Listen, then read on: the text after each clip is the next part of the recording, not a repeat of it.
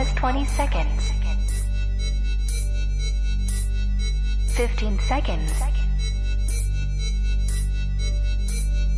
10, 9, 8, 7, 6, 5, 4, 3, 2, 1, 0.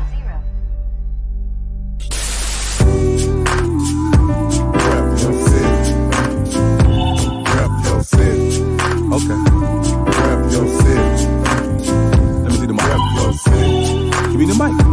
Rep your city. I got you. Rep your city. I'm gonna tell you about mine.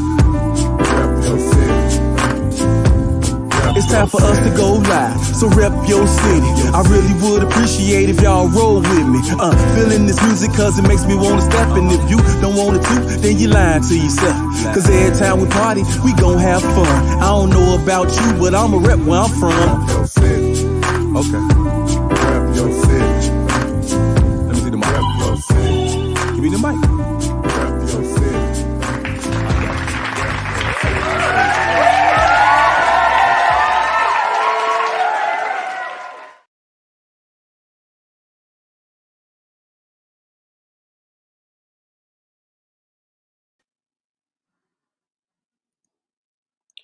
Welcome to the RYC Live show this evening. My name is Artistic and I'm your host for tonight. And this is Rep Your City RYC Live Fresh Friday. And we're back again with another fresh episode. And we'd like to just encourage you all before we get started to please share this broadcast. Share it to a friend, share it to a family member, or a crewmate. And we want to just thank everyone for tuning in. Those that's tuning in already, take this time to subscribe to our channel if you can. That's RYC Live on our YouTube channel, RYC Live. If you also like to be a guest on a future show, please send us an email to ryclive@yahoo.com. That's ryclive@yahoo.com. And if you like the continued programming that we continually provide you every Friday, and in addition, we will be having some new programming going on this platform, this very same platform. You can please send us any kind of monetary donations to our Cash App.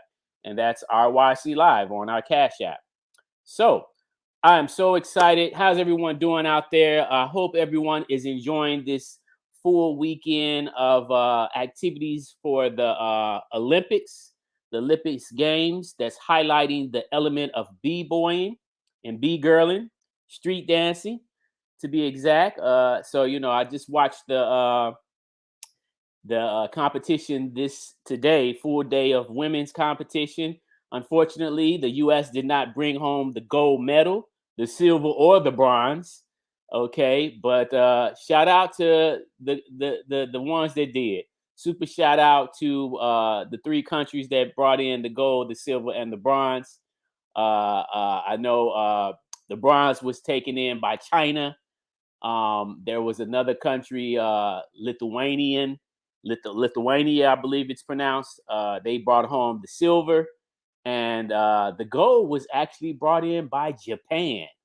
So super shout out to the B girls who brought those medals home tonight. I know their families are going to be overjoyed, and the community of hip hop around the world for the B-boy and the B girls. But specifically today was all about the B girls. And so with that being said, we're going to talk about some documentation tonight. We have our photographer, the one and only Ronnie Boykin Jr. in the backstage area. And before I bring him out, I'd just like to say a few things about this brother. I met this brother back in the 90s, and he actually was attending Columbia College back then, which a lot of people from Chicago was attending. Unfortunately, I was not a Columbia college student, but I had a lot of friends that went there. And so from time to time, I would go down to Columbia and hang out with the cats down there. And as a matter of fact, some of the people that used to work with me on my team at the Chicago Rocks Hip Hop Museum, the magazine back then it was, we used to have a lot of people that worked on the team were from Columbia. And sometime I would get referrals to get people on the team that were attending Columbia and people that were just hanging out at Columbia. And so that was definitely a hub for Chicago hip hop. So I just want to say, man, to everyone, this brother has been putting in work since I first met him, as a illustrator. We did the first Props Awards back in 1994 for the record at the Blackstone Hotel on Michigan Avenue. And Ronnie did the illustration for that. We had flyers and ballots put all around the city for people to cast their votes. And at the time, he was, a great illustrator.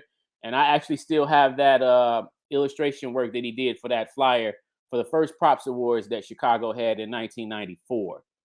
And so it wasn't until some years later that I came across the flyer and I posted it, and he seen it on my page, and then he came on and said, "That's my stuff. That's my work." And at the time, I didn't realize that was him because he was going under another name. But we'll get into that when we get the interview going. So without further ado, I'd like to introduce the one and only Mr. Ronnie Boykin Jr. Yo, yo, yo, yo. Hello, everyone. Welcome to the show, my brother. It's good to have you, man. Yeah, good to be here. Excuse the cloudiness. I had to get myself ready for this. Okay. All right. No problem. Okay, well, let's see. We got viewers tuning in already. People are showing love, and that's great. So yeah, y'all continue to share the broadcast. If y'all have any questions, make sure y'all post them in the comment area. If you have any comments, do the same there as well. Just post them up, and we'll get a chance to highlight them. And especially if you got any questions for Ronnie or any concerns, because we're going to definitely talk about an awesome day in Chicago. But before we even get to that, we're going to go back in time, and talk to our brother here about his artistry, and his skill set. Because again, what people don't understand is that hip hop is all about the artistry. It's all about the artistry of the people, right? So it's the people and it's the artistry that the people possess. And that could be any other elements of hip hop, but that could also be journalism, that could be photography. There's a whole connector should I say, to this thing we know and love called hip hop. And so tonight we're gonna get into some of that. And I definitely want to go back to when I first met you back in the days in the 90s. And there was a time when flyers were hand done in New York as well as Chicago, and I'm quite sure in many other cities, before people actually started doing design work on the computer. And that particular piece that you did for the Props Awards, I just thought, in fact, we have that piece in the museum. It's definitely a museum worthy piece, because it was not just one character, but multiple characters, representing a crowd of people. You know what I'm saying? And then just the event itself was iconic because that was the first time that I could recall us even having a hip hop party at the Blackstone Hotel. You know what I'm saying? And yet it was packed. And that was, even for back then, that was a big achievement. Yeah. So let's talk about, man, what was it that got you into wanting to kind of, because I know, like myself, I came up drawing cartoons. How did it start for you in the field of art? What got you into it? Watching when I was watching Fat Albert in the Cosmic Kids. Okay. And I had told my mother that I wanted to be a Black cartoonist. Okay. Because I didn't really see a lot of us being represented on television in cartoons. Like mainly I was like watching, Hall of Justice League and, all the other Saturday morning cartoons and stuff like that. But I just noticed that I didn't see enough of the characters that kind of look like me. Mm-hmm. And I said that I always wanted to be, told my mother, said, yeah, I want to be a Black cartoonist. And I just started drawing from that point. She was, at the time when she was attending college, she used to bring home some computer paper, like, the perforated con. Oh, yeah. old school. So she used to bring back like stacks of paper to me and stuff. And I would sit in my room and I would be practicing, drawing. There was times when me drawing, I used to get up like when school was out during the summertime, I was up at 6:30, 7 o'clock, got me a bowl of cereal, and I just started drawing, and I was just practicing and working on figures and all like that, and just honing my skills, So, Okay. and I wouldn't stop drawing until about 5, 6 o'clock in the evening. I mean, I had a little break. Okay. Like I went all the way through from 7 o'clock in the morning till 5 o'clock in the evening. I had a little break in between. I gave myself that, but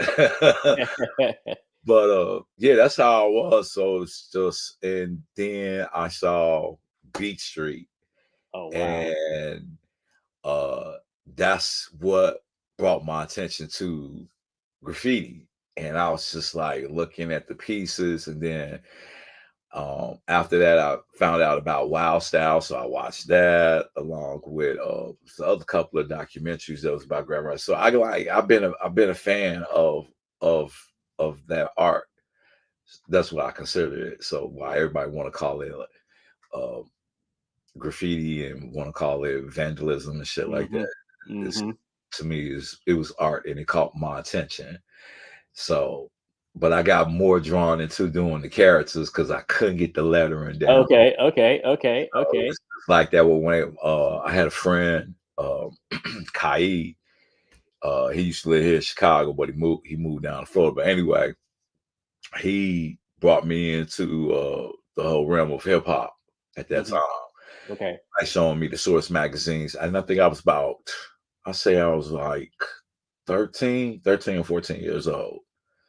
So, and like I say, he was just showing me like, the Source and showing me like the graphs and stuff like that. And he did some Wild Style, and he was like, you gotta learn on your own. And I like that. He was being stingy and shit. So Right. but I tried to do like the basic lettering and do the little get together, the connection of the letters together and stuff like that. A couple of neighborhood kids here on the block, knew me for doing that. So when they broke out with the cardboard, they'd be like, yo, Ron, take the marker and sit up here and just start decorating the card part that they get ready to break their necks on. So this kind of goes. So this goes back to the 80s actually for you. Yeah, it does. Yeah. Okay. So did you dabble in the dance at all, or no? Okay. But you went to go see the movie Beat Street, right? Seen Beat Street. Yeah. Watched Crush Groove. Right. You know what I'm saying? So I was doing the Crush Groove lettering in grammar school, 8th grade. I used to do my folders. Yeah. I was like looking, all the other kids, they was looking and like, Ron, like hook up my folder. So it was like I got known for that, but still it was just trying to be around people that I wasn't really no graph writers around that time that lived around me. Like say it's like everybody was like pretty much either you was like in a gang or at the time house music was blowing up and stuff like that. So I really weren't around any graph writers, those that was like particularly in hip hop, besides a couple of my former neighbors, friends, stuff like that. Well, not former friends, but they dabbed in it for a minute, and then like I say, then they moved away. So again, I was just here surrounded with what I was surrounded with. So what neighborhood did you come up in back in the 80s? As everybody would call it Roseland, but I live in Pullman. Oh, okay. I live in East Pullman on the outskirts of Roseland, why everybody want to conjunction everything together. And no, Ronnie, you live in Roseland. No, I don't live in no damn Roseland. Yeah, you wasn't too far from me because I was on 101st right off of State. So oh damn. Yeah, so that was actually considered Rosemore, Roseland, Roseland, yeah, But Roseland starts at 119th Street. Right. 119th going north as you Right. go back towards 95th. Now Right. you in Roseland. Right. But when you come on, but anything that's south of 119th, now you in Pullman. I'm Right. just going where anybody say that's Yeah. how it is. Yeah. And Otherwise, we won't be having where it's like up there. If you try to go like 123rd and you go towards like West Pullman Park. That's what I say is like Princeton. Anything west of Princeton, that's West Pullman. Anything east of Pullman, it's East Pullman. But you might as well just say like, yeah, I live in Pullman, but I live in the West Part. However, but yeah. it ain't Roseland. No disrespect to the people that live in Roseland, but Yeah. I'm not part of y'all breed. Yeah. No, it's interesting though because it's all demographics, and you know, just like when we talk about the west side, the south side, and the east side, and the north side, there's still specific demographics when you start talking about them parts of town. You know, and when you mention certain areas by the street number or the street name, people know exactly what you're talking about if they're familiar with it. You know. Yeah. So that's what's up. That's what's up. And so what grammar school did you go to? I went at the time. It was called Samuel Gompers, Okay. but elementary school. No, elementary school was Jesse Owens because it started off at Gompers. We were in trailers out in the park. I remember trailers. I remember that back in the So day. they had us in the trailers because they were building a new building down the street that would house the from kindergarten to I think he went up to third grade. It was like from K to 3. So that was called Jesse Owens. So I was there, but and then I came over to the grammar school that was for the 8th grade. So that's Samuel Gompers. But now they even changed their name to Jesse Owens because someone was like I think somebody told me about that Jesse Owens was about to close and that Gompers took over and they just call themselves Jesse Owens. Now I'm like, yeah. So at the time I was attending the school, I was named after a white man. Okay. And what about high school? Where'd you go for high school? Oh, I went to George Washington High School. Oh, okay. Yeah. It's crazy how I got there though, because I was out of town at the time. And my mom was asking me about what like you chose a school to go to, like you're running out. And for me being in grammar school, like I've been around these kids 8 years. You know what I'm saying? It's like I don't need to be dealing with 4 more years of y'all. And so I was trying to go to the school that was different. So anyway, I'm looking through the book and I come across the school. It just said Washington, right? And it says like it was on 116th and Avenue O. I had never been to the other like way east. As far as I went was Jeffrey. I don't know I didn't know anything that existed on the other side of Jeffrey, to be honest with you. Okay. So anyway, I tell her, I'm like, okay, I want to go to Washington. I choose that school. So first day, I tell some of my friends from grammar school, and they tell me about it, like they introduced to this dude we call Box. And it was like Box go to Washington. So Box was like standing there now, I guess because now he's becoming a sophomore. He done went through a little freshman and now he talking shit, whatever, right? So he like, oh, so you coming to Washington, huh? And I'm like, yeah. So I never been there. So anyway, first day, school, going there. Get on the bus. I'm following him along with another young lady. And we get on the 106 bus and we get off the 103rd, get on the 106. So we're going east, going past Corliss, go past Olive Harvey. And I'm like looking, going like, okay. And then the next thing I know, the color of people started changing. Okay. Down some came Latinos, right? So I'm sitting on the bus and I'm like saying to myself, all right, Ronnie, what the fuck did you do? So I'm following, like I'm saying, I'm following everybody again off, right? Because like I said, I've never been in the school. Man, get on the 30 South Chicago bus. Do you know when we pulled up to the school and I got off and I looked at the name, I said, I'll be damned. The damn school is called George Washington High School. I thought the motherfucker I was going to was Booker T. Washington High School. when I looked, I was like, oh my God. I'm like, this is where I chose to go to. And it was like, now I'm like, wow, Latinos and the black students and the white students. And it was just like, oh God, I'm like, what did I do? But, you know, at that time, that's how I was feeling. But now I look back, it's a learning experience for me because now I knew how other races were. Yeah. Saying Yeah. it's like, so Yeah. that's the thing that I take away from Washington is that at least I was around other races to see how they interact. I mean, well, not, yeah, you know, interact and how they do their thing and stuff. So, Where was that school located? oh man, on 116th and Avenue O, Oh, okay. Okay. Yeah. over there by Hegewisch. It's right Gotcha. between South Chicago and Hegewisch. Yeah. Yeah. So yeah, that would explain why you, like you say, you start to see, skin color change. Yeah, I was like, what the hell am I doing? Like I said, it was like I was like standing. I'm like, okay. I'm like, I see the black kids. I'm like Latinos and okay. Got on 30 South Chicago bus, and that's what I say. Pull up the bus from us coming coming south. Uh-huh. It was all minorities, but the 30 South Chicago bus that was coming north, all you saw was white kids get off the bus. Okay. That's I was like. But when, like I say, what threw me what threw me off was when I looked up at the hospital at the sign, and when I seen that it said George Washington, I was like, I mean, just in red, white, and blue. I was like, oh God, what the fuck did I do, man? That's what's up. That's what's up. I was Shout like, out, shout out to everybody checking in. We got some people checking in, making some comments here. okay, Yeah, yeah, yeah. what up, yeah. everybody? Yeah, yeah.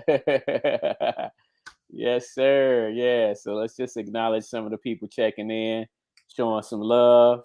Spartacus, Yeah, yeah. Yeah, Sub-Zero, yeah. Shout out to everybody. And we thank y'all for tuning in, showing some love. We appreciate that. Yeah, yeah, yeah. Y'all keep it coming What up, Eric? in. Yeah. So let's talk about let's jump into the 90s then, and let's talk a little bit about the foundation, or should I say the spirit of Chicago hip hop during that time. Because what year was it that you started attending Columbia? 91. So 91, and I remember 91 was definitely a pretty interesting year. We were having a lot of meetings, hip hop meetings in Chicago. I knew nothing of. Yeah. We were having them actually at what we call the Terror Dome today, over on near across the street from the Museum of Science and Industry. Mhm. So by 91, yeah, we were 91, 92, and then 93 it just we just had an explosion, because by then that's when we started the chapters for Chiraq, and so yeah, it was just membership just shot off. That's when my brother Heckle joined Chiraq in 94. Actually 93. It was actually 93 because that's when we started the chapters in 93. So by 94, when we had the props awards, things had already kind of took off.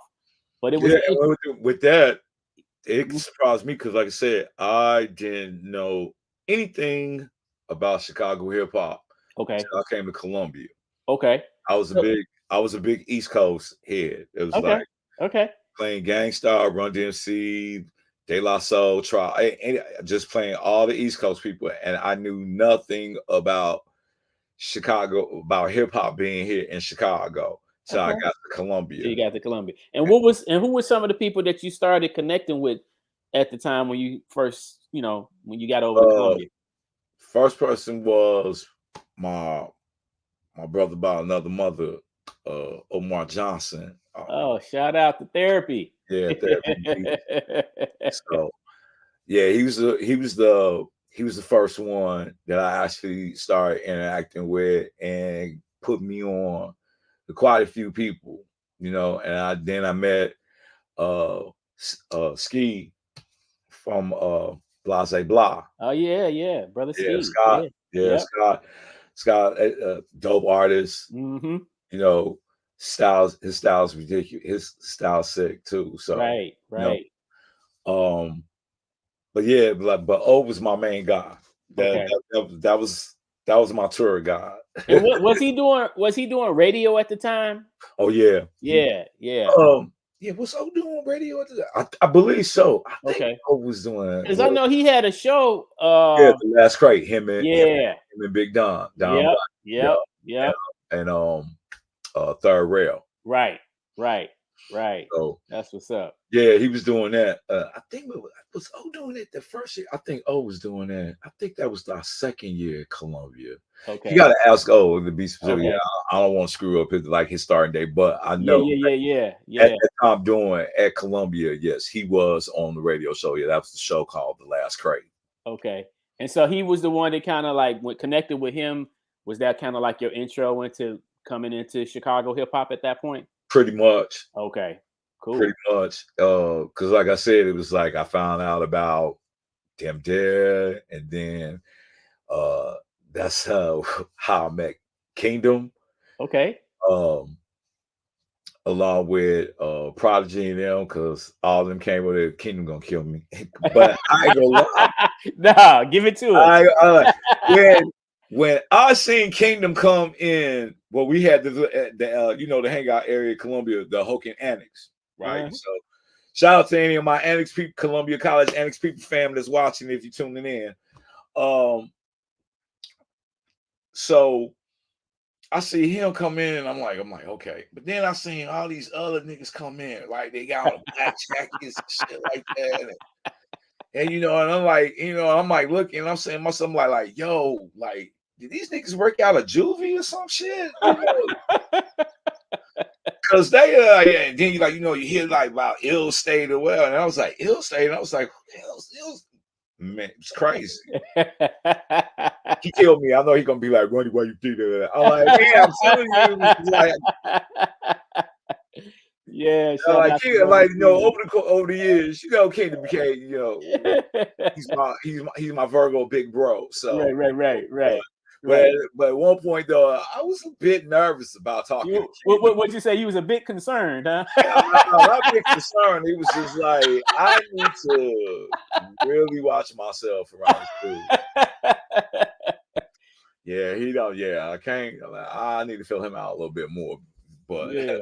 Other than that, shout out to Lady Jim Star checking in. Columbia College, she says. Hey, Jim. Thank you for tuning in. Yeah. Guy is. Let's see. Sub-Zero says Columbia had some really great talent shows during the 90s. I had the pleasure of being a part of more than a few of them during the early to mid and late 90s. They deserve big props. Because I am one of them, because it had a crew back there at Columbia, which we were known as Crazy Disruptive Individuals, KDI. Omar was part of that, along with our lady of KDI, none other than my best friend forever for life, Miss Trina Averett, aka Mama Earth. So yeah, we did shows. We had a few. We had a couple of poetry sets that we did.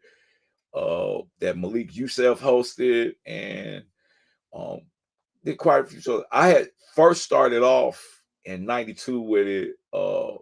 Along with two of my colleagues from Columbia, Vernita and Fumi. And that was me like trying to fill out as far as what direction I wanted to go into. My main thing with KDI was that, like I said, once I discovered about Chicago hip hop, I wanted to do shows that feature artists because it would expand me. I think Duro was one of the acts in one of our showcases that we had with He Who Walks Three Ways. Yep. So we had got Lord Finesse that came by, special guest appearance and all like that. So So my crew was part of that. So one of the memorable shows up in KDI. We did our thing. So, but yeah, it lasted till Trina graduated, and I think that was like 97.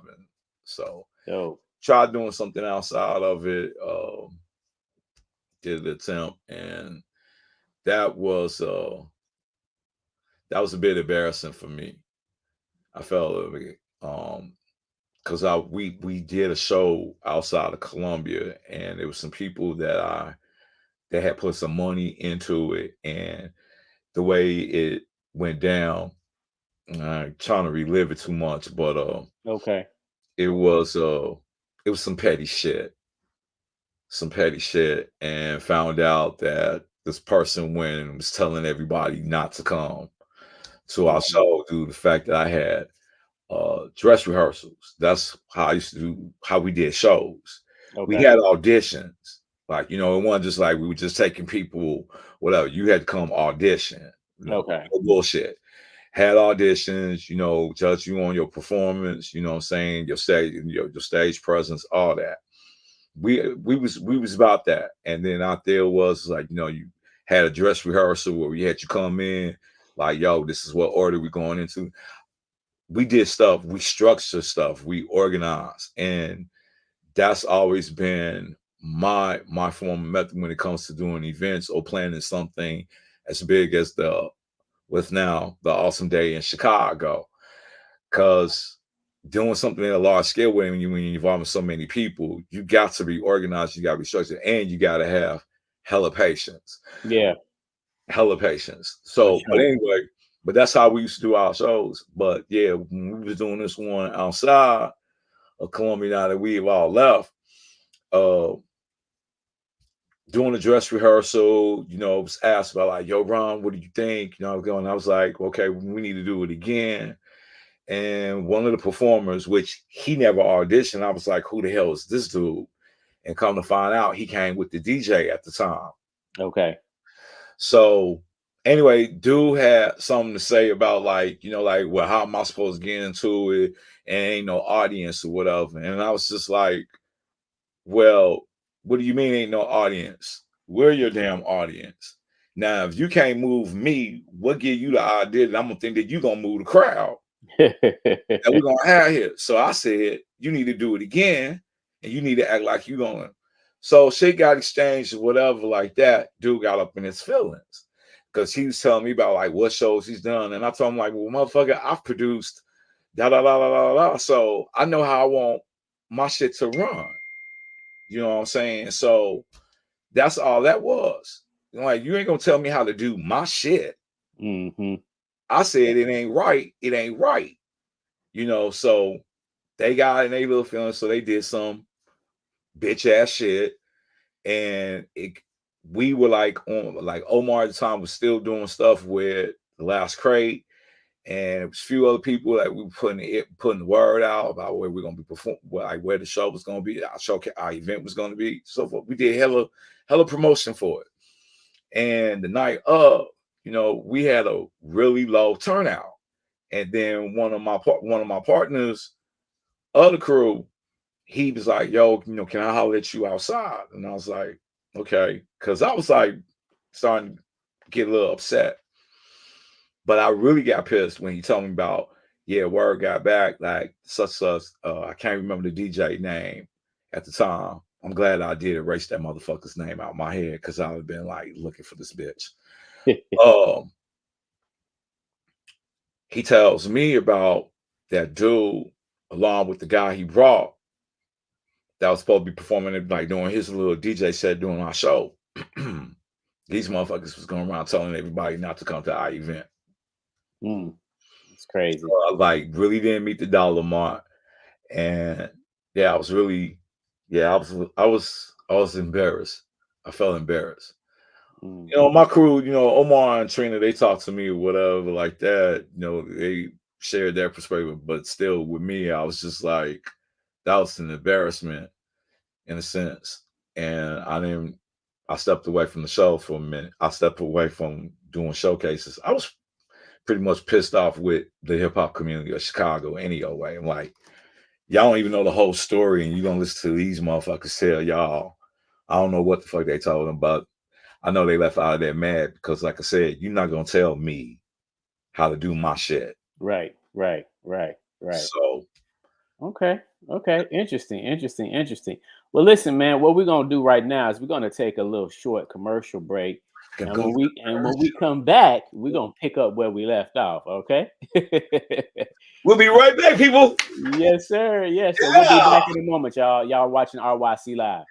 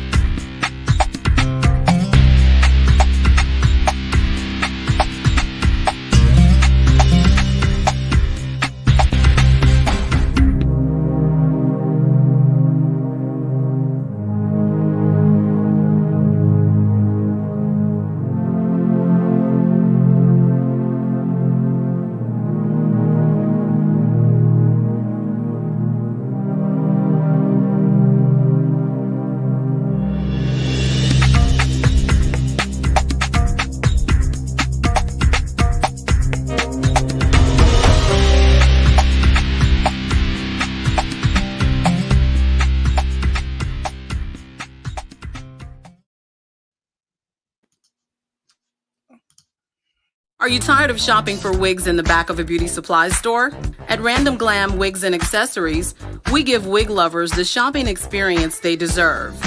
Personal attention in a chic boutique atmosphere. Fabulous wigs and unique accessories, all at affordable prices. Try on as many wigs as you like. Our friendly glam consultants will be happy to help you find the perfect look to fit your lifestyle. Be a glamazon and discover Random Glam Wigs and Accessories. We are conveniently located at 7207 South Exchange Avenue in the historic South Shore District. Shop where you're appreciated and get the personal attention you deserve. Visit us online at randomglam.com. Random Glam Wigs and Accessories, 7207 South Exchange Avenue.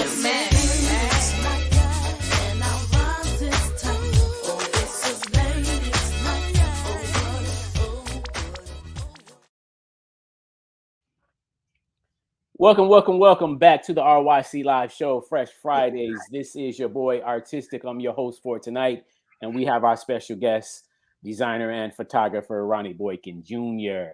And I want to actually talk a little bit about your name. So actually, Oh damn! boom. Wow, And, yeah, you right. know, and I think this is a really well designed graphic of your name. You know what I'm saying? It has a nice balance to it. You know what I'm saying? Nicely, thickness to the letters. You know that choice of font, typeface. You know what I'm saying? I like the brown like look almost like it's leather in the background. Yeah, it You is. know what I'm saying? So Yeah, that's super dope, man. So talk about like, in hip hop, obviously, your name is kind of like your thumbprint or your identity, so to speak, right? And sometimes some of us go through many names, some of us just go through a few. But at the time when I first met you, you were under what name then? I was the Messiah. Yeah. There you go. MESSYAH. Yeah, that was what I used to do. I used to do that one, and then the other one I did was sketch 1, 2, 3. Okay. Okay. So, but I was moving back and forth from between those two and stuff like that. It was like when it came to me doing, when I started getting into painting and doing illustrations, I started using Sketch 1, 2, 3. Whenever it was something I was doing for KDR, I was using Messiah. So Okay. yeah, I was Messiah. Yeah. Omar was Jehovah, because he's like everybody's gonna witness his skills. Oh, nice. That's why Trina came up with Mama Earth. We all had our little code names. Nice. So Nice. yeah, Nice. that was our little Mission Impossible code names. There you go. There you go. There you go. So, you began to take photographs, like you say, there was a change in your life and you began to kind of get into the documenting era, right? And so, I think, as a matter of fact, let me just show this one image and you could talk a little bit about it. But this is a nice graphic as well, highlighting some of your design work on a t-shirt, right? Mhm. So this is currently available for sale, correct? Yeah, yeah. So It's from a photo series that's actually entitled that's titled that the Chain of Perception in Black America. And okay, that's one of the pictures that's from that photo series that I was working on at the time. okay, Uh, that's actually like the main picture that I was using to advertise it from.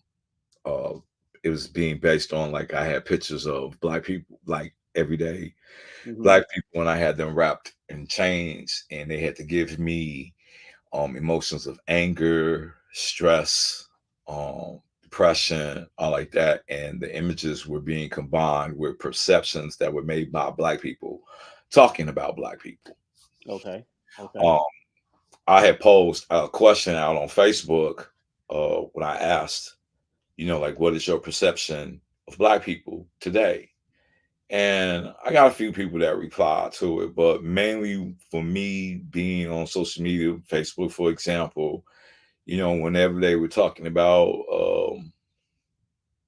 whatever, like, tragedy happened, someone got killed by the police or whatever, the comments that I was seeing that folks were making, and these like made by black folks, and it was like really disturbing for me. hmm, And I just it struck a nerve where I just like, okay, we always talking about how we need to come together, unify, or whatever. And I'm like, well, how do you expect for this particular group of people to come together when everybody have these perceptions about their own race? hmm, And it was a lot, and you start noticing now today, as you see amongst us, the division, how it just keeps widening and widening and widening. And I wanted to address and show people, it was like, look, before you start getting into your defense mode, here's the deal. Though you ask yourself, like, what would make somebody say something like that, what you don't know is that you don't know that person's background, hmm, what he or she have gone through. You don't know the trials and tribulations. You don't know what environment they grew up in, that whole thing. So it's one of those thought-provoking things. And I had an exhibit in Denver, Colorado. A friend of mine that I used to work with at an art and framing store up in Evanston, uh, Anna Marty.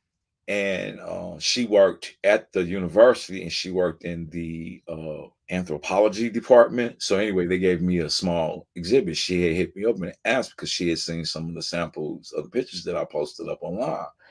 And she asked, she said, like, Ronnie, would you be interested in doing like a small exhibit? And I was like, yeah. I'm like, but I need the pictures printed though. So they printed the photos that I sent to them, because it wasn't no huge gallery. I sent them about 10 photos, got printed okay, up. So spoke to the students. I was invited to a few class sessions and spoke about, what the series was all about. And they had me on the panel discussion. And like I say, the school is basically like predominantly white. There were a few specks of us here and there, but and the responses that I got from the exhibit was flattering. A lot of the like I say, the specks of us, they were like coming to me and they were like, oh, thank God there's some kind of representation of us up in here and so forth. That's what I was getting from them. And then from the white people, it was cracking me up. It was like, you know, I felt really uncomfortable. I mean, they weren't saying like in a bad way. It was just like from them looking at the pictures that I had along with the, you know, the perception statements, they were saying about how uncomfortable it made them feel. And I was like, well, it's not supposed to make anybody feel comfortable. That's the whole deal. You know, that Mhm. I mean, it's a subject that I felt that needed to be touched upon. And I even said that you know, some of this, you know, panel discussions, when I told them, I said, when I came up with this, to be honest, this wasn't for everybody. I mean, I Mhm. don't mind about everybody coming in and seeing it if I was to have it on display, but this was mainly for a message to my people that Mhm. look Mhm. like me. Yeah. Like, hey, I'm presenting a problem here. You know, we need to come up with a solution. How do we tackle this? You know, when you Yeah. hear about how black men look at black women and vice versa, you know, this war they done put against us is like, you know, like, look, we need each other. So, And you know, I think that's what's so cool about being an artist, you know, just in general, no matter what art form you choose to navigate through, it's you being able to paint a picture, so to speak, visually, so that you can probably you know, work toward addressing some issues. And a lot of times issues, you know, some people can't see the issues as best as they would be able to see them through an artist. Like artists, we can, as artists, we can, whether you're a music artist or you know a visual artist or a dance artist, you know, you can bring stuff to life to where the average person probably wouldn't be able to understand if you just tried to speak about it. But when you can like give them something that they can see with their eyes, and then you can you can help address the issues of the matter, you know, maybe some change can begin to happen. And I think that's the beauty, even with photography. You know, you can take a photograph, and the photograph don't even have to have a caption on it, but it can speak high volume. You know what I'm saying? Obviously, like you say, you see a picture of someone in bondage. You know that doesn't speak safety. That doesn't speak peace. It doesn't speak happiness. You know, it speaks you know all of the above on the other side, pain, you know, negative, you know, you know, hurt. You. It speaks a lot of power behind the spirit of negativity in so many ways. And then it's just like, okay, like you say, how do we address that? You know, I got a guy right now that just reached out to me telling me he want to come on the show to tell his story about him being in prison, you know, as a black man and coming out after 30 years of being imprisoned. You know what I'm saying? And then just making a readjustment back into society, you know.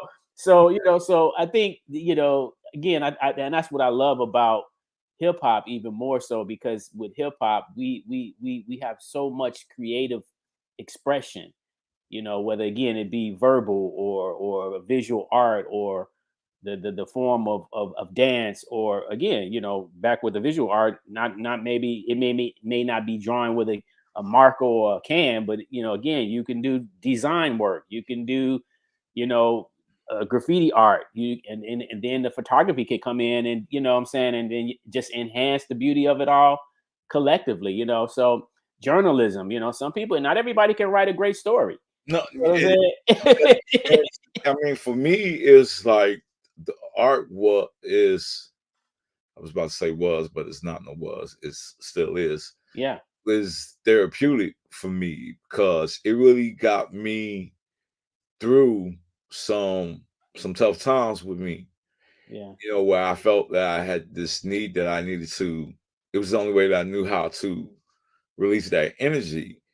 But it's like, what direction do I want to go into?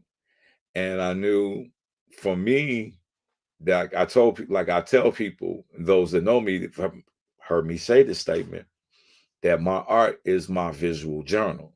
Mhm. I'm good with the words from time to time, you know, I'm in that frame of mind, but more so when it comes to the art, it's like I may not be able to put it in the words, so let me just show you, you know, Mhm. because Mhm. you get people to go folks don't read, which Yeah. Yeah. that need to Yeah. change, but Yeah. Yeah. you know, they always, you know, I've always heard the saying, you know, picture is speaks louder than words. Yeah. So go on. And in harmony with that, I have a few of your pictures that I pulled up that I wanted to share with the audience.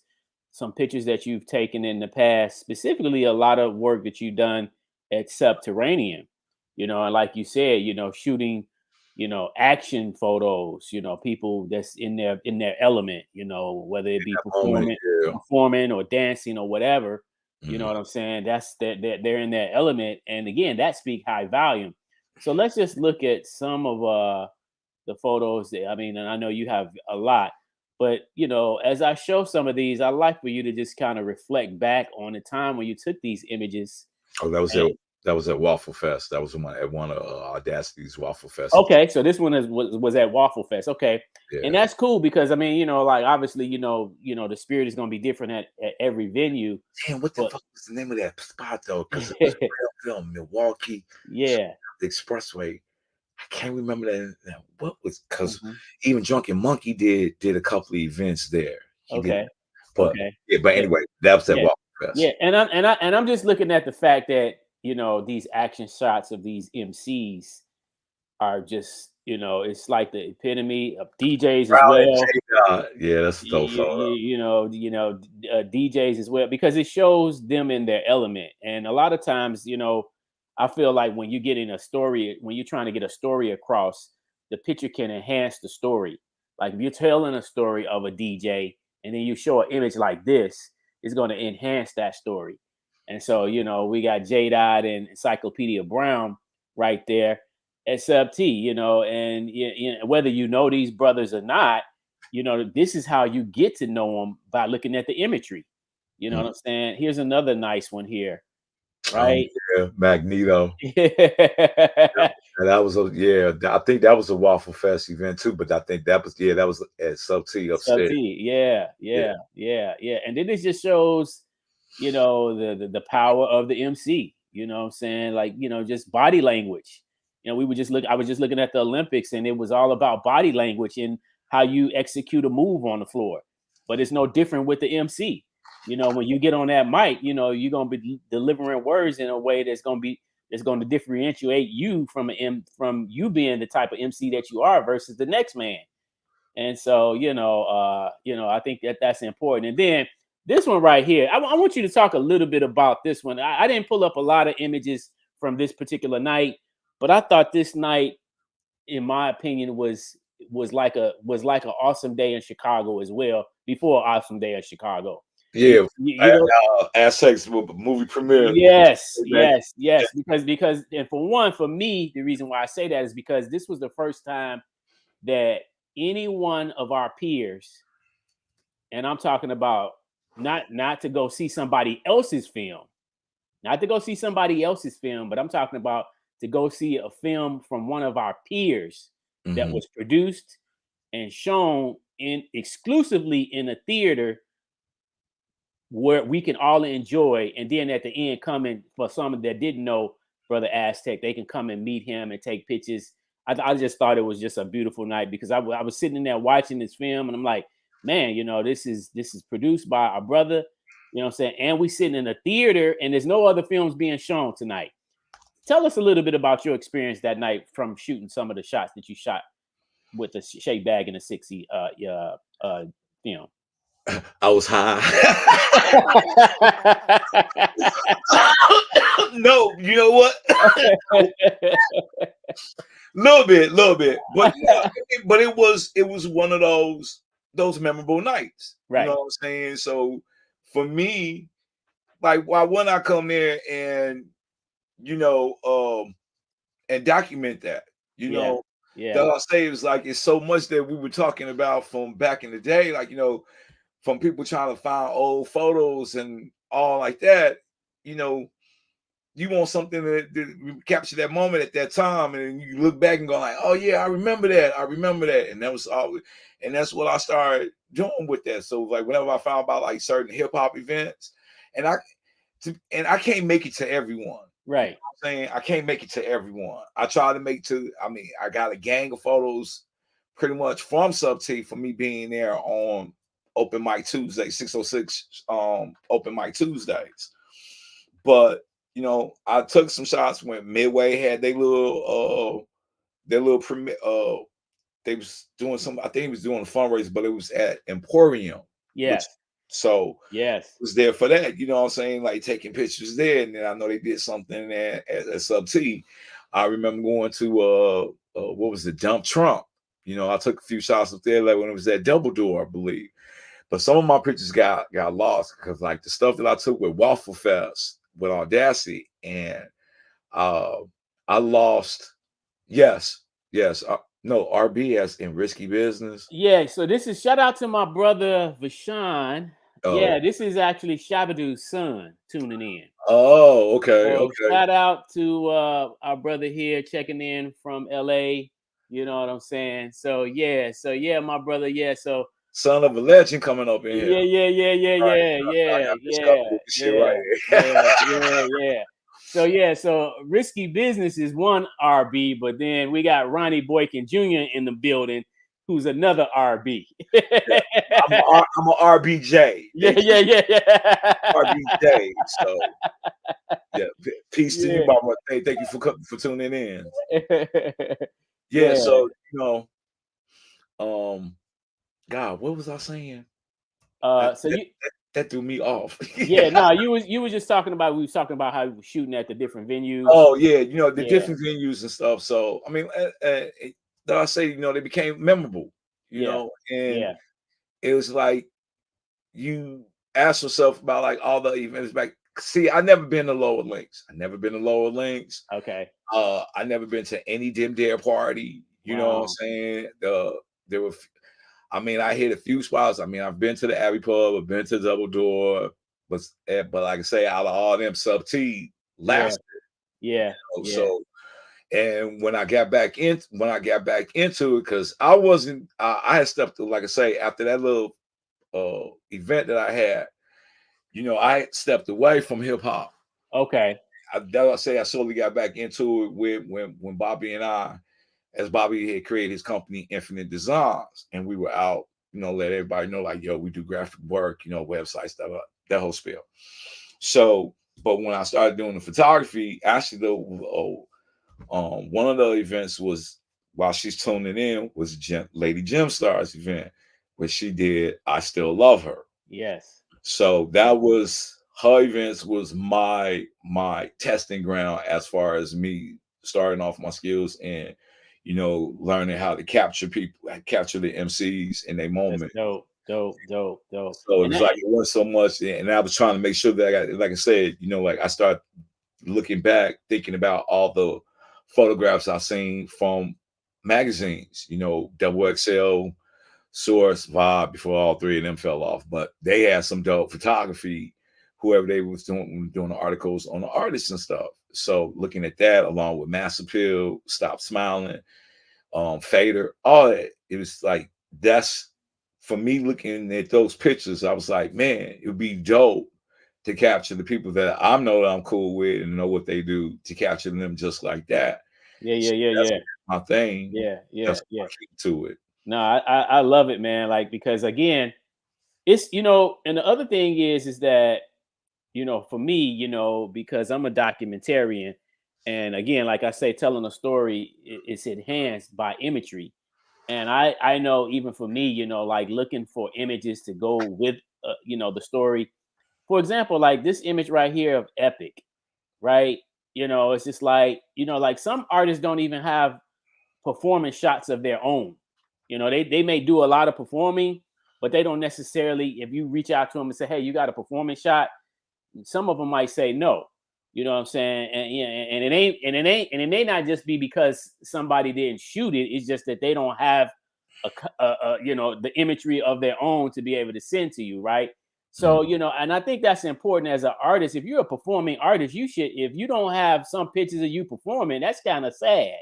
You know what I'm saying? If you're a graffiti artist or any whatever kind of performing artist that you are, and yet you don't have no kind of performing images of you performing your craft, it's kind of sad. You know, like, you know, you're a DJ, you ain't got no pictures of you on the tables or the Well, decks. I mean, well, Batman back then, but like I guess now, like with the digital age or whatever. But again, it's like who you gonna get to shoot it. Yeah, You know what yeah, I'm saying? It's like yeah, while you up there performing. So it's like unless but now like you start seeing shows like that I've seen, people that are performing, they got some of their crew people up there and they yeah, shoot like yeah, out their yeah, phone now with them recording and stuff. yeah, So yeah, yeah. It's but for important. me, like I say, for me photographing them, it's like I catch them at the right moment. It's like I don't get like GQ. That's GQ because that's typically what he do when he get to when he starts. Yeah, It's just I like love this shot too. This is a so dope it's shot. like for me, that's what I catch you at that right moment. You know what I'm saying? Where it's like where somebody look at that picture and go like, well, damn, they must have been spitting some hard shit or something like that. And so they capture that energy that you're going. And most of them now, from people noticing with my work, now when I go to events and they see me standing there in front of the stage at Sub T, they every now and then they look at the camera at me, they're like, yeah, Ronnie, get this shot right here. And it's like, okay, because they see it like I'm paying attention. Yeah, But it's like I'm getting them in their moment. So it's like I'm not standing there just like clicking away. It's like, no, I'm timing and I'm watching you. And yeah, I'm like catching the moment. I'm peeping your movement. Now the ones that stand there and they do like a little like this, it's to me it's boring. It's like, yeah. come on, bro, this is your shit. Yeah, Right, like and you right. see like with most, it's like Yeah, he's deep into it. It's like mhm, he concentrated on his craft, right. and that's why I show. That's why I want to capture. It's like, yeah, this is you in your moment, and it's like Yeah, yeah, I've gotten compliments. Everybody like, yo, them some dope shots, and that's why I say it's like when I start, you know, getting more familiarized with the camera, and then working, like I say, with my eye. That I'm really big on, like you gotta have an eye for composition. Just finding it, just timing myself to find that right moment to press down on the button and go like, okay. And yeah, out of those shots, I look and I try and I choose the ones that stand out to me. It's like, okay, this really captures this person in their essence. hmm. Okay. So, That's what's up. That's what's up. Well, I definitely appreciate your angle, as because every photographer is different, just like every artist is different, right? You're gonna pick an angle and you're gonna ride with that angle, and really that's gonna become your identity. How you shoot a photo from what angle. Like sometimes you can study people's work and you can know their work just about the way they do it. And same with photographs. You can look at a person's photographs and be like, oh, yeah, this is so and so and so and so because this is how he shoots. You know what I'm saying? Or film. People that make film, you can tell who made the film just by the way the film was made. If you study it. So it's just graffiti artists. You study the style, the letter style, or the character style. You know who it is. You know the difference between a Zora piece versus a Raven piece or whatever, right? So I think that's the beauty behind it all. especially when you look at when you talk about style, you look at like perspective, how they do things. Like one artist in particular who I am a huge fan and admirer of is Mode 2. I Okay. love No Diddy, but I Right. Yeah, Mode is from Mode, Paris. Mode 2 is fucking sick. And Yeah. I told myself if I ever had if I had like some major dollars and I had my own gallery, I would actually do a show outside just displaying my stuff. I would love to curate a show that would feature just all him because his work is just fucking phenomenal.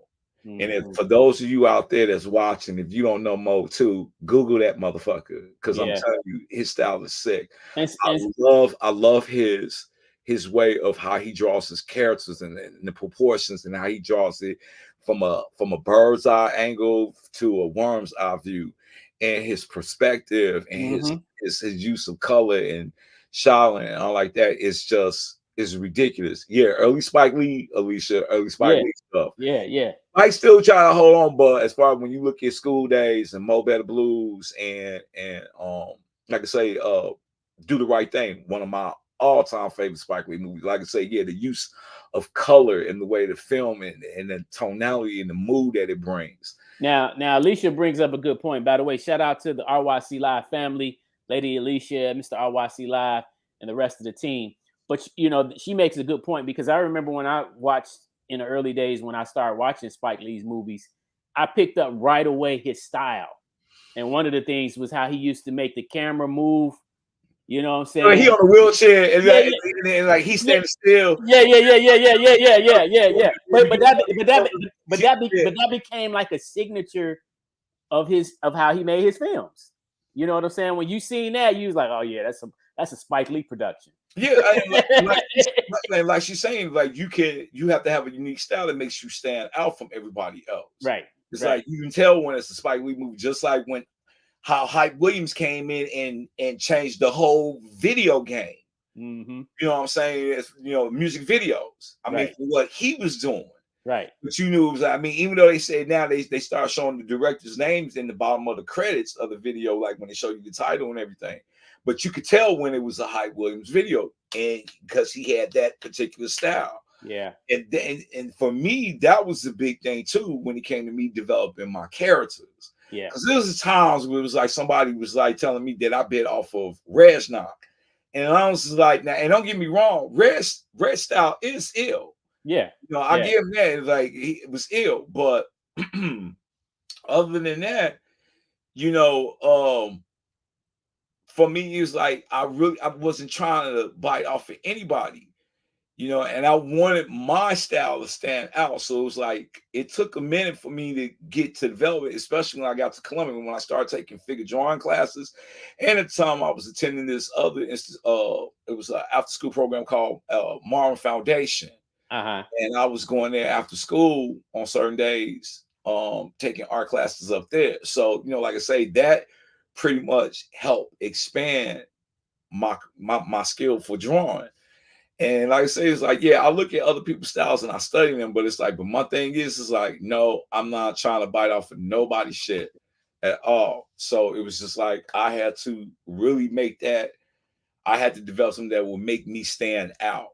Where people can look and go like, oh, that's Ronnie. Oh, yeah, I know that work. That's Ronnie's work. Right. So, and I would say is like now when it comes to my photography, that was the thing that I was trying to set up, was to say like, hey, now when you look at my pictures, even though I have my watermark, my logo there, but still it's like, but now I'm getting you used to like what is my style of photography. Yeah. Be doing those type of events like at hip hop that I say is, like I do the group shots, and then at times, at events or, people see me get on the floor, but I'm getting that age. I'm like, oh shit, my knees going out. Yeah. But I would still do it. You know what I'm saying? Unless somebody spell out, hey, look, can you help me up, please? So. Well, with that being said, that takes us to your biggest achievement yet. Here we go. And I want the viewers to get ready for this too, because again, like I still feel like what you've done was such of epic proportions. First of all, because it was talked about, it was planned, and then it was executed. And it was needed. That's even more important. It was needed. And these are the type of projects that, in my opinion, don't come to an end. They're ongoing projects. Like projects, like-minded projects like this should continue to go on, because this is all a part of your artistry and your resume and your career, right? It also helps you put you out there even more, right? Like, so, and when you think, just having the idea of coming up with saying, hey, I want to do a replica of this that was done somewhere else, but I want to do it here in my city to represent my people and to glorify the artists in Chicago is a beauty in itself. So let's talk about that a little bit. Let's talk about the whole preparation, the mental thinking, critical thinking that it may have took to go into, trying to put this thing together and plan it out and work it out accordingly. What was that like for you? How do I even begin? Well, I mean, like I say, the Great Day in Harlem '98 picture photographed by Golden Parks photographer, I definitely look up to, admire his work. I I looked at it and I said to myself, like I always wanted to do a photo like that that represented, for me being back in the scene and discovering new artists and stuff like MCs that I've never heard of, and now I got a chance to see them in action and all. I always wanted to do a photo like that, Mm-hmm. and now that I have like after so many years of doing photography, I've never done anything at such of a large scale like that. Mm-hmm. And I told myself that I would beat myself up if I didn't take that take that risk. So with that, that was one of my reasons. My other reason was the fact that I feel that this when it comes to hip hop in Chicago, that so many talented, the enormous amount of talented, skillful, creative people here in all the elements, even beyond the elements, producing, photography, all like that. Mm-hmm.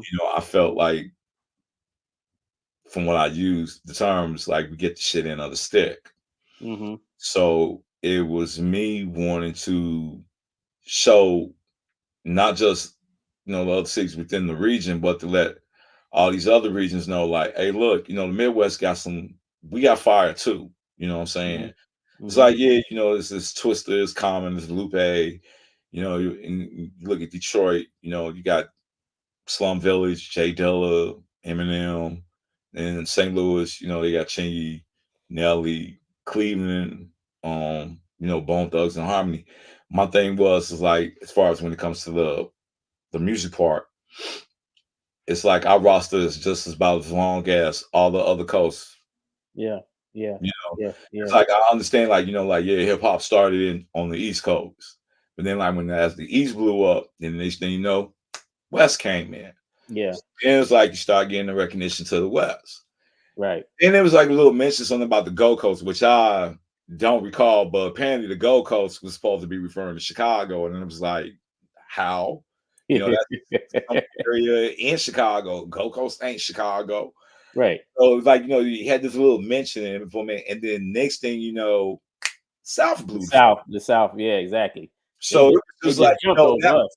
now I'm acting like Snoop from the Source Awards. It's like, yo, Chicago can't get no love, Midwest can't get no love. I mean, just for me being a photographer and me being around you all, and hearing the stories and the conversations I've had or whatever, and it's just, my thing was like, yo, we deserve the acknowledgement, we deserve the recognition. And not only that, with the upcoming generations, as I was putting this in people's ears, it was like the upcoming generations, they don't know anything about us. You know what I'm saying? They don't know. Do you even know why this particular genre exists in this city and why it's so big? Do you not know the people that are involved? Yeah. Because it's like, without these people, it would not be this. That's just how I feel. Yeah. You know what I'm saying? No, And I know a lot of people want in it for like the fame and the spotlight, trying to give, want to get signed or whatever. It's not about that. My thing is like, for the amount of work that you put in, I feel that you deserve to be acknowledged and recognized while you still here, most importantly. You know what I'm saying? I mean, people, we tend to like, want to give these tributes to folks when they're at their weakest point in life right now. And like now if you feel like, oh, now it's like, let me give you the props. Well, you could have gave this person the props before they got in the condition they in right now. And not only that, those that have gone from us. right. And now it's like, now it's like all this. I mean, it's common. You see how it happens in the music industry. That's what they used to tell us with artists, is like, you're not famous until you're dead. Yeah. That's when your work be worth a lot of money. So like, oh, my work wasn't worth anything when I was alive. You got to wait till I'm dead now. Now shit going up. No, for me, it was that wanting to bring acknowledgement and recognition to all of you in all the elements to set up and let this damn country know, even the world, like, yo, Chicago ain't nothing to fuck with. Midwest. And if Yeah. this inspired all the other cities, because I know all the other cities, they got their treasures too. They're hidden treasures and gems. So I mean, cool. Chris showed me a picture that St. Louis did. You know, and they did it underneath the St. They St. Louis arch. Right. But for me, when it came to me doing the photo, and that's where the Golden Park thing came in, because the setting, even though it's based off of the classic jazz photo by Arcane, right. But it was just like when it come to Chicago, my thing was that when I wanted to take the picture, though I wanted that look, but I also wanted to add to the fact that I wanted to give it that block party kind of feel to it. And from that's what I envisioned. Yeah. So okay. Seeing the ending result now, I got what I want. You know, that's why I sit back. To this day, I still sit back and I look, and because it's my wallpaper on my computer. But I look at it and I go like, yeah, and that's what I tell people, like, that's my classic album. That is my platinum, 3-time, 5-time platinum. However, that is my baby right there, and there's nothing that could replace that because of the fact that from being online and seeing everybody's reaction and their responses to it, and how maybe, like you said up there earlier, saying like it was so much needed. I didn't know it was needed. You know what I'm saying? Yeah. And let's do this now. Let's actually examine a few of the shots that you took, and we'll save the main shot for last. But just for example, this one right here that you did, right? And so I'm gonna just share something with you real quick. So, brother Taco Bopski, that's shown here in the wheelchair. Okay, now this brother is a legend. Some may know him, some may not. Right? When the whole idea of this project came up, and as it got closer and closer, I started thinking, Taco needs to be in this photo. Okay, and so I specifically made arrangements to come get that brother because he obviously he's handicapped, right? Yeah, you saw me with that. Yeah, and so and he's still eager to be a part of projects like this. So when I called him, I had to actually go down to the facility and physically sign a paper letting him know that he was going to be with us at the museum for a photo shoot. Right. And he even told the people there at the place, and they didn't believe him. He's like, I'm going to be, it's going to be a historic photo taken. And, I want to be a part of that. And, my guy's going to come get me and blah, blah, blah, this is that. And they's just like, yeah, right. So when I came, I had to kind of like, put a stamp on that to, say, yeah, he's not lying. It's real. It's the real deal here, And so, yeah, because, Taco did radio. And so you look at him now. And now you got proof. not knowing what his background is, and you could just assume that he didn't do nothing, when that's just not the case. And so I think it definitely was, I think it was definitely a rewarding highlight for him that day to be a part of that project. And then he even told me, he's like, man, DeRoe's in a wheelchair too, but Taco's condition. He has both of his legs have been amputated. So his condition is even a little, like he even said, he said, man, I'm the only one in that state out of everybody that was there. You know what I'm saying? And, and yet he was there. He was on time. He's not even able to write. So it's like, he told me, he said, hey, let the photographer know whatever I need to do. It's not like I'm being rebellious about not filling out the form, but he's he can't even use his right arm. You know what I'm saying? And so he has a couple of different handicaps with his body now.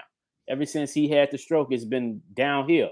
And yet the brother is front and center right there in this picture. And man, like that to me, if you don't know him, anybody out there, if you don't know him, you should know him moving forward because he's definitely a huge figure in the hip hop scene, and he has put mad work in, mad contributions. And just because he's in a situation right now doesn't erase or take away his contributions. So tell us what this was like shooting this particular image right here. Oh, this photo? Yeah. Just everybody acting a fool. I'll say it's like giving it that block party kind of feel. It's like you look at that and go like, okay, like what the hell's going on here? Cause Yeah. everybody Yeah. like everybody was having a good time. Yeah. So, Yeah.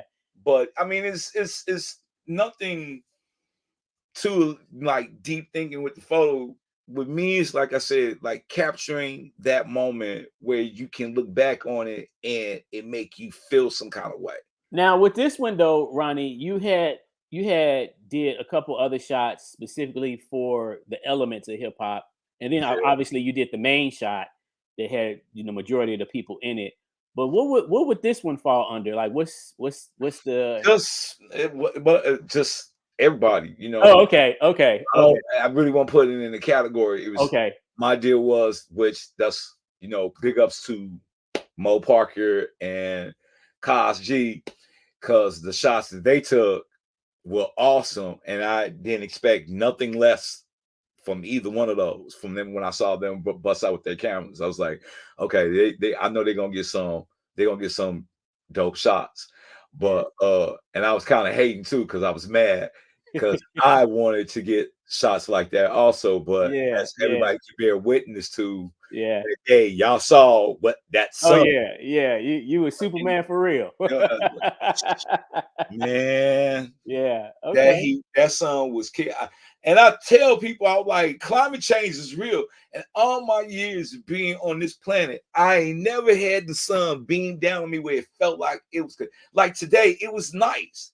And I can walk from the back of my house to the front and then back. And then next thing you know, I got like sweat. I'm like, okay, a nigga know he out of shape, but I ain't that damn out of shape. You know what I'm saying? It's like something, but Yeah. that Yeah. that day, that song was Yeah. kicking my And, ass. and and it wasn't just the sun. Again, it was a time and moment that multiple things was going on. For example, when you did the shot for the graffiti writers, now mind you, I knew that you had already had made arrangements to do shots for the elements, but after you did the main shot, immediately I got busy with Spartacus trying to get some memorabilia into the Yeah, museum. he got on me too because he Y- was like, right when he saw the MC shot, which I'm quite sure you're gonna show that up, Yeah, but yeah, yeah, he yeah. was like when you told me it was a rap, I was like, it was a rap until it was Shadow Booty being there. He like, like come on, do the MC, and then I'm like, oh, okay, Yeah, yeah. but And when I looked at this, I was like, okay, that's definitely, a very, very, very little pinch of the representation of the graffiti writers. But it, I was glad that it still took place, even though I wasn't a part of it, but it still took place. And then it was some I other got on the it- bullhorn and I yeah. joined in. I was Yeah, like, no, no, no, anybody. no, no. I mean, and I'm not blaming you for me not being in the picture. I'm just saying that there's that's just a pinch of, because it was like Casper was there too. He didn't get in the picture for whatever reason.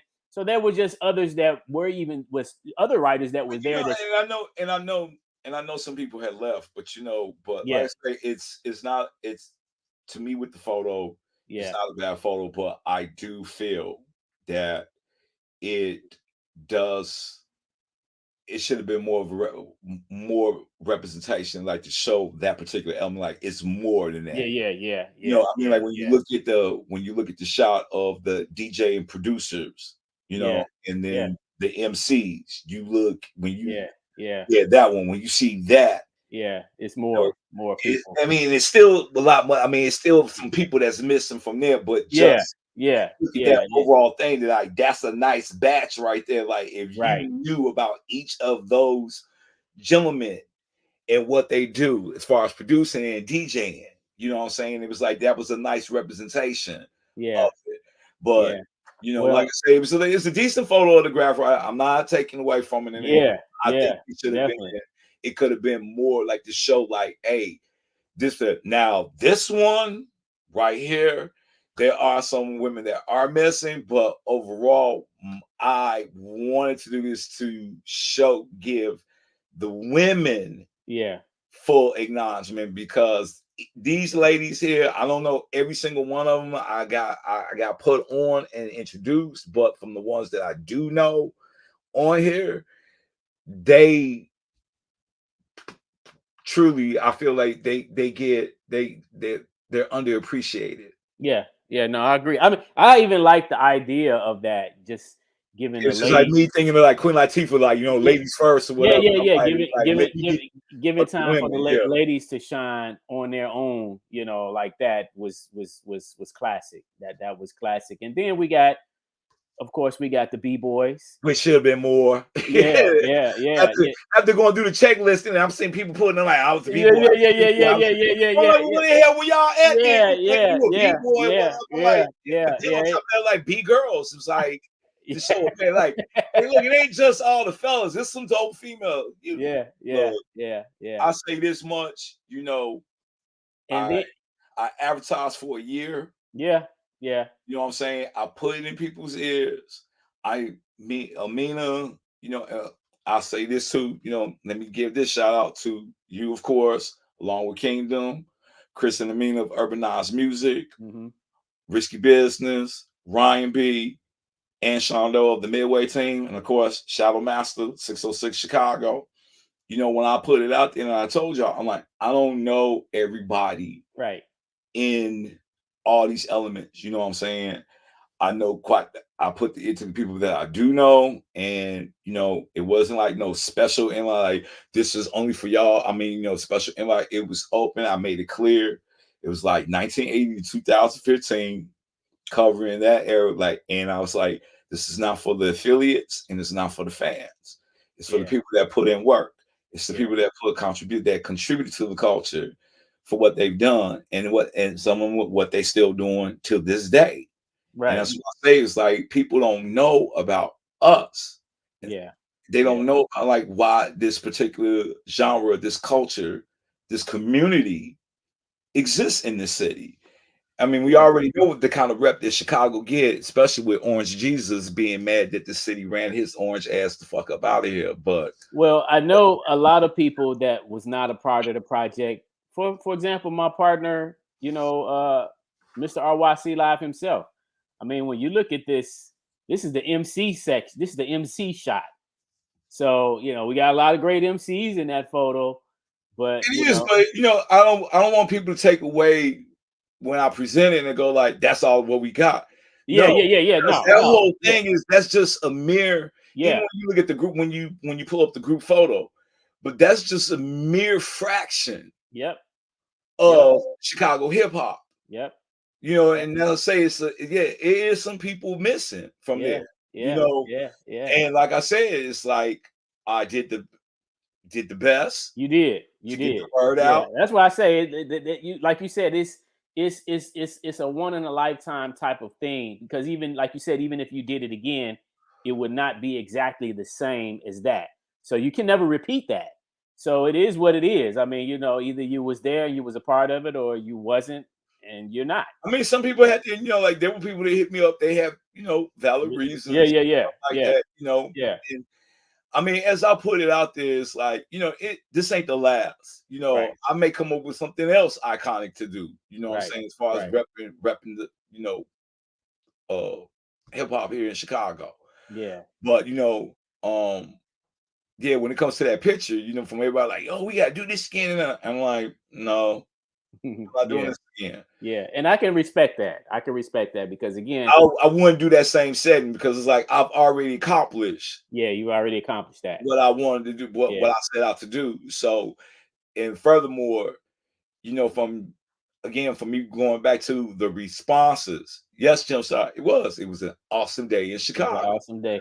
And And from what people how they expressed from looking at that photo, you can't replace that. You know what I'm saying? You felt a certain way. Other people felt a certain way. It done something for them. People were like, you know, they were people they ain't seen in 15, 20, 40 years. yeah, You yeah, know, no yeah, fights broke out. There was no arguments. There was no shooting. I mean, the police came by a couple times, but we never got harassed by the police. right, You know right. what I'm saying? So it was Yeah, just like for everybody feeling that kind of energy in at that moment. That's why I say when you look at that photo, that's what you're gonna think back to. You know, yes, yes, yes, like as Dub C put it, y'all call it historic, you call it yeah, yeah, iconic. And you know, for me, it's like I'm I'm digesting it, all of it. Yeah. Because like I say, I'm overwhelmed and I'm ecstatic, and I'm glad that a lot of people, really they appreciate it. Yeah. And for me, seeing and then talking to some people, even getting text messages, Ronnie, I'm proud of you. Yeah, for sure. You For know, sure. Ronnie, For that sure. you did the damn, you did that shit. You did it. And it's like I sit there and go like, yeah, I did do that shit. It's just like that Shout out, really like getting me like, damn, I really did it. So it's like, shout but out to brother DJ Pac-Man checking in. oh, what up? What up, Pop? Pac-Man missed the picture too. So, and man, like I said, man, it's still a great part of our history that will never be forgotten. So with that being said, let us look at the last final image for tonight before we conclude. And I want you to think about what that moment was for you before you actually hit that shutter button. You know what I'm saying? Because I remember getting in position, and it was people. People were hard headed. Hold on. It was people. It was Oh, people. some hard headed Hold motherfuckers. on. Boy, It was people talking instead of how you take a oh class yeah, picture. I heard the jokes.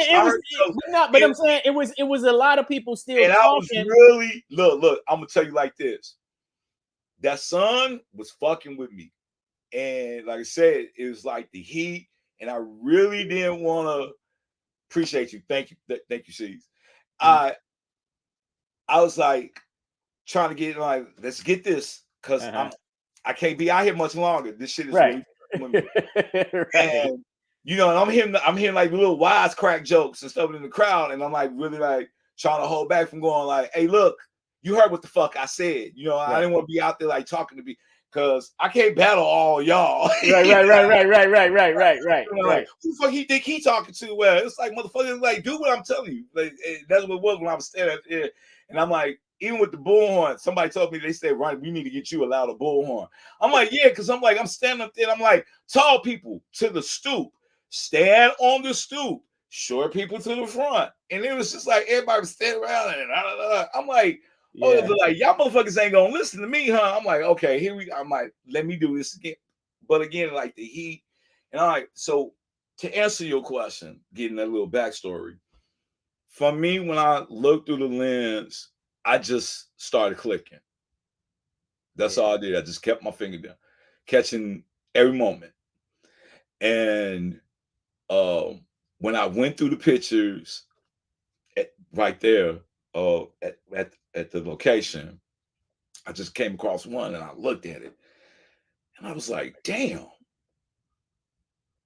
Because it took a minute for me to realize how many of you all were out there. Right. And at that, and I showed it to a few people out there. I was like, yo, do y'all want to see this shot? Because I start getting excited, man. I was just like, oh shit. Yeah. Like I shocked myself. Yeah. It was definitely an awesome day in Chicago. And what really touched my heart, not only seeing all of those people at the moment of you actually, like I said, hitting that shutter button, was when I started seeing the cars stop, and the cars were, people were congratulating me. They were chopping up. They were like, what's going on over here? And I was like telling them, I said, this is a photo shoot that is tributing Chicago hip hop. Yeah. It was like, and it was like, and I said, I'm the photographer. And they were like, well, congratulations, which I kind of found that kind of weird. Like, what are you congratulating me on? Or I guess because like you've seen this. Yeah, it was, like I said, people could tell that it was something special, even though they didn't really quite know what exactly it was. But they but when they saw me in the street, because I had totally forgot that I was in the street, like traffic. Yeah. But I happened to look out the corner of my eye, and I saw like 3-4 cars had stopped. They were waiting, and I was like, okay, not like I was trying to hurry up and take the picture. I couldn't do that. I had to be careful about photographing, and as I say, my finger just kept clicking because I didn't want to somewhere along the line, because I was losing my voice too, because I was like trying to like holding my hand up, and I'm like, everybody, look here, look here, look here. Yeah. You know what I'm saying? It's like, I don't know what, I think I had my bullhorn. I don't know if I had my bullhorn nearby, but I can also feel that I was getting ready to lose I felt my voice. Yeah. Parts, whatever. And like I say again, I was like, I'm throwing my hand up. Like, everybody look over here. Look, I remember somebody or some people saying, we can't read your hand signals. And that's why I say I just got to click in. And when I came home after I recuperated a little bit, for me going through the pictures, like I had like 10 shots. And I was like, it came down to that. That was the one that came close to as being the best one, because all the other ones, it was like people had their hands up, they were covered. Then you couldn't see most people faces, whatever, and see, that's why I say it was like yelling and going like short people to the front, like y'all go from short to like medium height to the tall people stand on the stoops. But I see some people that are short that was standing back there on the stoops, and I was like, you know what? Okay, yeah. People gonna do what they gonna do, you know. Right. So it's like now I'm like, okay, Ryan. So now the next go around when you do a shoot like this big, you gotta tell everybody, could y'all be at least be considerate about the motherfucker standing behind you, like putting your hand up and going like, and so forth. But either way, it is one of my best, and I am very proud of I'm proud of myself for what I've accomplished, and to thank you all for your assistance, because without you all, I would not have been able to bring this vision to fruition. So, for those that helped out, thank you. I can't thank you enough. I am very appreciative. I do appreciate y'all, taking the time out of your schedules to make sure this go along. But I knew what I was walking into. That's why I say I needed a year. This is something that I had to treat this like a festival. Yeah. Like it take 18 months for you to put together a festival. Well, for me, I had to have a year to get my head together. Though I was putting in everybody's ear, but at the same time, it's like, okay, Ronnie, know what you're about to deal with, right? Yeah, all y'all that's looking at this thing, y'all know what the fuck I'm talking about. So we got Mr. RYC live in the backstage area that want to come out and share a few words before we conclude. And so let's go ahead and do that. Man, him in that hat. Oh shit. I'm on. Oh man, my bad. Once you sitting there writing your speech, your closing argument, like, what I'm gonna ask this nigga? Oh man, how long was that, man? I mayor hat on of all things, so I know this is about to be deep, right? Yeah, right. I know. All right, go ahead, give it to me. I'm ready. Hey, Ronnie, man. Thanks for being on the show, man. We appreciate your time, man. Thank you so much for appearing as a guest on the show, man. And thank you for your time, and thank you for that epic photo, man. And a lot of people, man, I know that see that photo right now, man, wish they could have been there. Yeah. And especially those who really could have been there and just wanted to wait to see what happened. So now they see what happened. But exactly. And then you had those who not to cut you up, I want to say this one part. And if you don't know, now y'all know, niggas. And if you don't know, now you know, nigga. Yeah. And, I'm sorry about that. I just had to do that right fast. No, it's all good, man. Hey, you did your thing, man. And for those who don't know, this is the same brother right here who did the photo shoot for the Chicago Ill Cypher, the photo shoot as well. This guy does wonderful work. You just have to see for yourself. Don't take my word for it. He has some great pieces out there. So I just wanted to say, man, thanks for coming on the show again. And man, bro, what we do here on RYC Live, man, we make history. And so that's what it's about at the end of the day, man. So kudos to you, my brother. Kudos. Thank you. I appreciate it. And thank you all for allowing me to come on your platform and speak to everybody. So, thanks to you all. I appreciate this. So it's putting me out there, and everybody gets a chance to digging the mind of Ronnie Boykin. Yeah. Hey, you still look like Tech Nine though. See, here we go. Every now and then, you know what? And I'm not cutting this off. Look, Tech Nine, if you watch it, I had this shit first. Hey Well, man, hey, listen. Tech Nine. I'm like, You know, I'm on my Russell Simmons shit right now, man. Thanks for coming out. Good night. God bless. Well, hey, man, I just want to say in conclusion, man, once again, I thank you personally so much because you could have shot it somewhere else. You know, you didn't have to shoot it on the grounds of the Chicago Hip Hop Heritage Museum. And so with that being said, I did. I did. Yeah. Really, and yeah, let me say this. Mm-hmm. That was the other thing too, because I know a lot of people have not been to the museum. Mm-hmm. There were people saying that was their first time being there, and that was the whole deal from you all getting media local exposure. You know, that's I ain't gonna say exposure. You want exposure, you can run down the street butt ass naked. Anyway, y'all getting the recognition, right?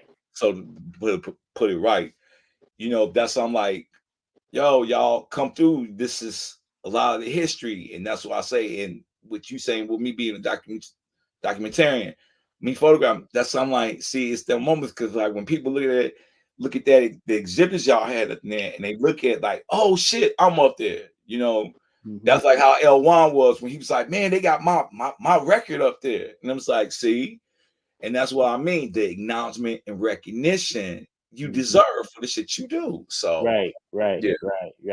So hey, speaking of L1, y'all got L1 album up at the museum? Oh, he talking to you, artistic. We got a picture. It's a picture. We don't have the album. Yeah. Hey, look. Well, let me just share something with you.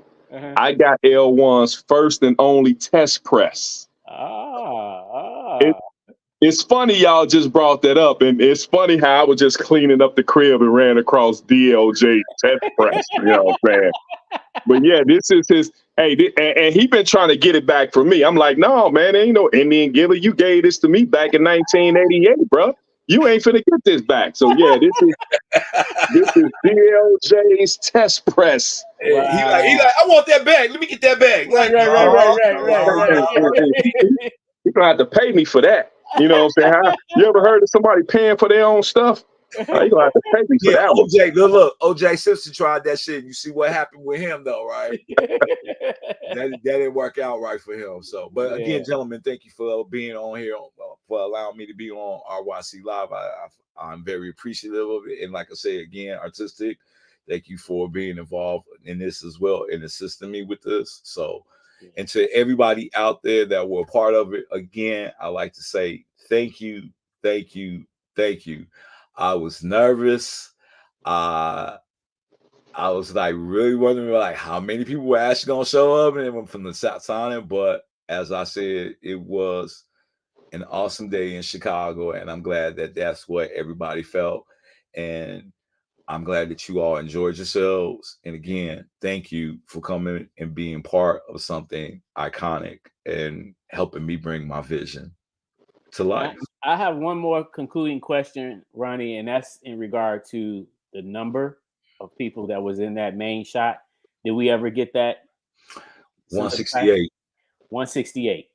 Yeah, because in the Gordon Park photo, it was 177. So there were some people that did sign up, but they didn't show up. I don't know what happened with them. So hopefully, you know, but as I said, when I did that little post, I didn't mean to like poke a salt in the bullet wound, but I was like, hey, you know, hate to break it to you, you missed an awesome day in Chicago. So y'all heard that 168 for the record of the main shot for the awesome day in Chicago. So that's still pretty good.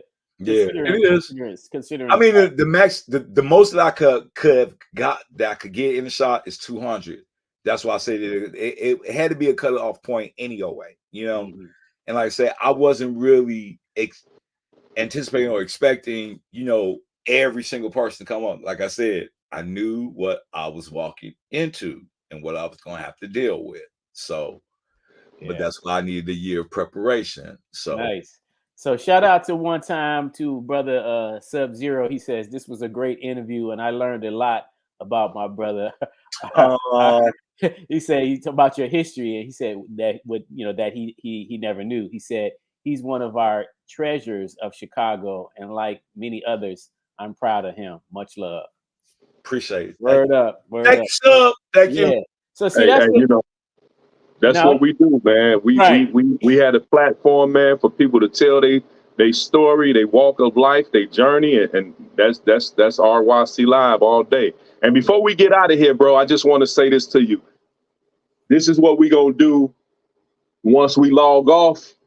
We got this thing called the backstage, you know what I'm saying? So make sure you stick around. Don't go nowhere after we log off the broadcast, you know what I'm saying? Yeah, I got artistic. I got some of my cue cards from back when we were doing the show quarantine with the COVID. So I got all these cue cards that I was doing, man, because I was in my mixing and everything, and I couldn't really talk, so I had to put up the cue cards, man, to show people what was going on. And I just found those too. So I'm cleaning house, man. So that's why I got all this stuff right here and handy. But man, listen, all the viewers out there, as we always say, thank you all for tuning in. Thank y'all for watching. There's no donation too small or too large. Feel free to donate to RYC Live on Cash App. If you're interested in becoming a guest on the show, just go to our YouTube, not our YouTube, but our email, ryclive@yahoo.com. And you can also subscribe to our YouTube channel, RYC Live. And that's pretty much it, right? Yeah. And in harmony with that, we'd like to just once again thank you, brother Ronnie, for all your hard work.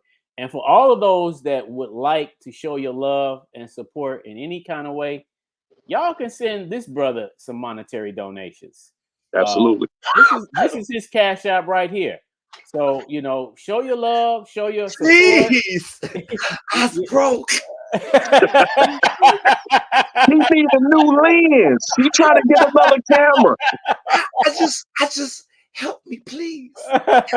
Yeah, I mean, it's definitely, it's definitely worthy. The body of work that you've been doing, not only from that day, but from years prior, is definitely, a great contribution to the legacy and history of Chicago. So people need to know it. They need to appreciate it and support it wherever they can. Like you said, you got your T-shirts. What's your web address to your website real quick so they can my website address is www.ronnieboykinjr.com.